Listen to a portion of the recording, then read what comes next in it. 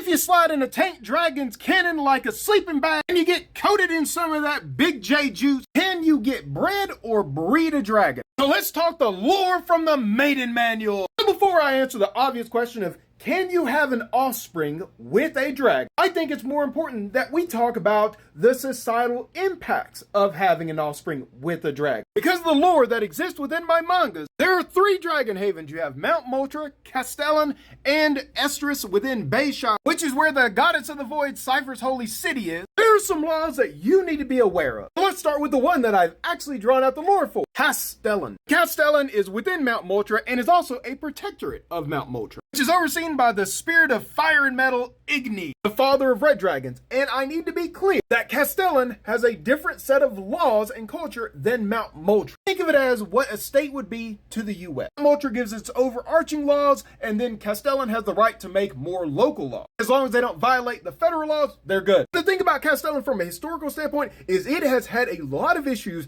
having a stable government, because they went from a dictatorship to a stratocracy, which means it's ruled by the military. And then it became a parliamentary democracy, and after 25 years, it was switched to a newocracy council, which means it's ruled by the wise. But there were some doctrines that were passed within the time of the stratocracy that impact people today. And the most important ones that apply to you, my non-draconic friend, are the draconic safety doctrine. And what that simply says is that you as a non-dragon have no parental rights to the Drakeens, aka half-dragon. Whether you are the father or the mother, it does not matter. You have no rights. The dragon parent says you can't see your child anymore. Guess what? Legally, you stay the hell away from it. To be clear, there is no legal process for getting access to your Drakeen again. There is no family court for dragons and non-dragon parents. And then 15 years later, after that law went into play, Avaclad, the supreme general of the government, passed another law, and it's called the Safe Haven Doctrine. And this law specifically affects